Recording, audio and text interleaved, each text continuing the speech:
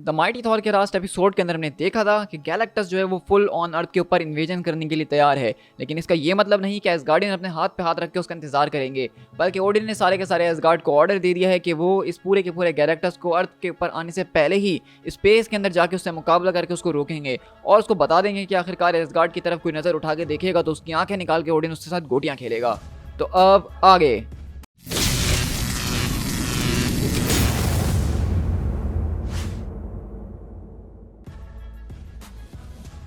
तो हमारी कहानी की शुरुआत एक अजीब गरीब मिस्टीरियस लड़की के साथ होती है, आई मीन दूसरे औरत के साथ, जो कहती है कि लोकी क्या तुम वो चीज़ें ले आए हो जो कि मैंने तुमसे मंगवाया था। तो लोकी यहाँ पे आकर कहता है कि हे हेल्डा, आई मीन यस, मैं वो ले आया हूँ जो तुमने मुझसे कहा था मैम, लेकिन जो मैंने किया है उसके लिए सेफ और मेरा भाई मेरी जान ले लेना चाहते हैं। तो वहीं से वो लेडी कहती है कि ऑफ कोर्स वो तो ऐसा चाहेंगे ही ना, क्योंकि वो तो हमेशा ऐसा ही चाहते हैं। That's what we keep telling you, तुम्हें किसी भाई की कोई ज़रूरत नहीं है, तुम्हें सिर्फ हमारी ज़रूरत है, द वियर्ड सिस्टर्स की। और हम देखते हैं कि बेसिकली ये कोई और नहीं बल्कि वियर्ड सिस्टर्स हैं, जिनको आप फेट के नाम से भी जानते हैं, जो कि नॉर्स मिथोलॉजी, ग्रीक मिथोलॉजी और दुनिया भर की हर मिथोलॉजी के अंदर देखने को मिलती हैं।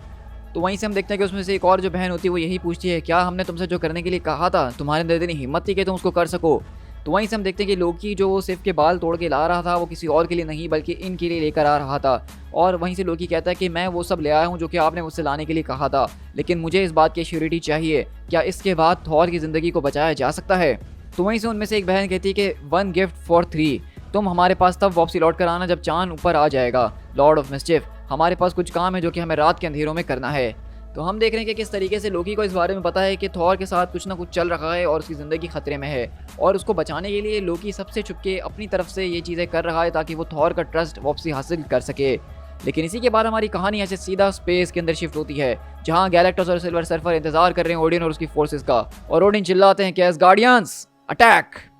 और हम देखते हैं कि लेडी सिफ और थॉर आपस में यही बात डिस्कस कर रहे होते हैं कि आखिरकार आज जो ये जंग होने वाली है इसके क्या कॉन्सिक्वेंसेस होंगे, क्योंकि यहाँ पे हम बात कर रहे हैं गैलेक्टस की यार, जो कि लिटरली प्लैनेट्स को खा जाता है अपनी भूख को मिटाने के लिए, और वहीं दूसरी तरफ ओडिन जो कि नॉर्स मिथोलॉजी के ऑल फादर माने जाते हैं, जो कि मार्वल के कॉमिक्स के अंदर स्काई फादर्स के अंदर सबसे ज़्यादा पावरफुल गॉड्स में से एक हैं, और वो अब गैलेक्टस से टू टू टू जा रहे हैं। तो ये जंग वाकई में देखने वाली होगी। लेकिन अगले पल हम देखते हैं कि गैलेक्टस भी यहाँ अकेला मौजूद नहीं, बल्कि वो अपनी कॉस्मिक एनर्जी का इस्तेमाल करके यहाँ पे कुछ अजीब व गरीब एनर्जी कंस्ट्रक्ट्स बना रहा है, जिनको उसने नाम दिया है कॉस्मिक डीमंस, जो कि यहाँ पे बेसिकली एसगार्ड की फोर्सेस को रोकने का काम करेंगे। लेकिन इसी तरह थॉर यहाँ पे अपना पहला अटैक करता है सिल्वर सर्फर की तरफ अपना हैमर को फेंकते हुए, और सिर्फ कहती है कि हमें उसको डिस्ट्रैक्ट करने की ज़रूरत है, लेकिन हम वो सब करेंगे कैसे। यहाँ पे जो कुछ भी हो रहा है उसको समझना भी मेरे लिए काफ़ी मुश्किल हो रहा है। मैं इस बात को मानती हूँ कि हम लोग गॉड्स हैं, लेकिन यहाँ पे कुछ ऐसी चीज़ें हैं जो कि हमारे लिए भी गॉडली नज़र आ रही हैं।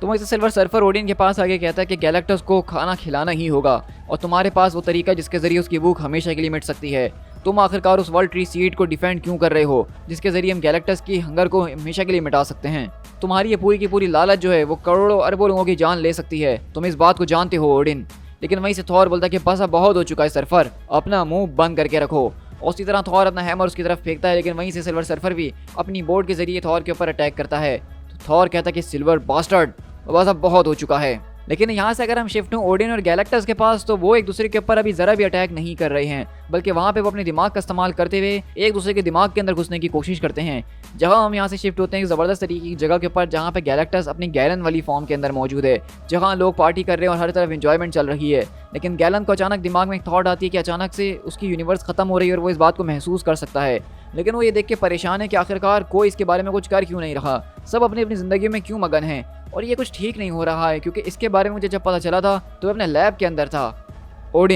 ओडिन तुम मेरे दिमाग के अंदर हो ना। और इस तरह हम यहाँ से शिफ्ट होते हैं एक पुरानी सी जगह के अंदर, जहाँ ओडिन इस वक्त छोटे से बच्चे हैं और अपने फादर बोर को बुला रहे हैं किसी चीज़ को दिखाने के लिए। और हम देखते हैं कि उनके फादर यहाँ पे आके एक अजीब गरीब लैंग्वेज के अंदर कुछ कहते हैं। तो ओडिन कहते हैं कि ये तो ओल्ड टंग है। वेट फादर, ये चल क्या रहा है, मेरी दोनों आंखें मौजूद हैं और लिफ अभी तक पैदा भी नहीं हुआ, और तुम भी यहाँ पे मौजूद हो। और अगले पल हम देखते हैं कि ओडिन के साथ यहाँ पे एक और बच्चा मौजूद होता है, और वो कुछ अपनी अजीब व गरीब लैंग्वेज में कहता है, जिसको देख के ओडिन बस यही कहते हैं कि विंटर वो आ रहा है, और हम अपनी कॉप्स के बगैर कैसे जिंदा रहेंगे, हम क्या खाएंगे क्या पियेंगे, हम किस तरीके से सर्वाइव करेंगे। तो वो बच्चा ओडिन के पास आके कहता है, हमारे पास खाना तो बहुत है, अगर कोई ना मिला तो हम उनको तो खा ही सकते हैं जो कि मर गए हैं। और इसी तरह ओडिन बोलता है कि नहीं बास्टर्ड, मैं तुम्हें इसके लिए जान से मार डालूंगा, नो मर्सी मेरे बच्चों, इस टायरेंट का सर मुझे मेरे कदमों के अंदर चाहिए, और जो कोई भी एसगार्ड के ऊपर अपना साया लेकर आएगा उसका हम यही हाल करेंगे। लेकिन इसी के बाद हम यहाँ से अर्थ के ऊपर शिफ्ट होते हैं, जहाँ वोल्स्टेक एसगार्ड के ऊपर बैठ के सारा का सारा तमाशा देख रहा है, क्योंकि हमें पता है कि वोल्स्टेक तो वहाँ गया नहीं उससे लड़ने के लिए, और वो यहाँ बैठ के ऐसा जता रहा है कि वो एसगार्ड को प्रोटेक्ट कर रहा है। लेकिन इतनी देर में लोकी आता है, वो पूछता है कि आखिरकार यहाँ चल क्या रहा है और सब कहाँ हैं। तो वोल्स्टेक बताता है कि किस तरीके से सब लोग जो हैं वो ओडिन के साथ उस पूरी की पूरी चीज़ यानी कि गैलेक्टस को रोकने के लिए गए हैं। तो वहीं से लोकी बोलता है, अच्छा तो तुम यहाँ पे क्या कर रहे हो, सबको प्रोटेक्ट? अगर इसके अंदर तुम्हें थोड़ी बहुत मदद की ज़रूरत है तो मैं मदद कर सकता हूँ, तुम चाहो तो मैं थॉर तक तुम्हारे मैसेज को फैला सकता हूँ अगर तुम्हें किसी चीज़ की ज़रूरत हो। तो वोल्स्टेक बोलता है कि तुम्हारी इतनी हिम्मत, तुम्हें क्या लगता है कि मैं क्या हूँ? और मैं हूँ वोल्स्टेक, और जितना थॉर वॉरियर है उससे 10 गुना ज़्यादा मैं वॉरियर रह चुका हूँ। और इसी तरह हम यहाँ से थॉर के पास शिफ्ट होते हैं, जो कि सिल्वर सर्फर से मुकाबले के अंदर लगा होता है, और वहीं से सर्फर बोलता है कि हमें रुकना होगा, लेकिन थॉर बोलता है कि अब मैं रुकने का नाम नहीं ले सकता हूँ। और अगले पल हम देखते हैं कि थॉर यहाँ से सीधा अपना हैमर को स्विंग करता हुआ सर्फर की तरफ नहीं बल्कि उसकी मास्टर गैलेक्टस की तरफ जाके अटैक करता है। और गैलेक्टस कुछ कर इसलिए नहीं पा रहा क्योंकि इस वक्त वो ओडिन के दिमाग में और ओडिन उसके दिमाग में घुसे हुए हैं, तो वो लोग एक साइकिक बैटल को लड़ रहे हैं। और इसी बात का फायदा उठाते हुए थॉर वहाँ पे एक जोरदार बिजली का झटका गैलेक्टस के ऊपर गिराता है, जिससे सारे के सारे लोग काफ़ी ज़्यादा दूर उड़ के जाते हैं और इधर से उधर उथल पुथल मच जाती है। लेकिन यही बात देख के सिल्वर सर्फर फौरन से थॉर के पास आता है और उसको अपनी फुल स्पीड से घसीटता हुआ अपने साथ ले जा रहा होता है।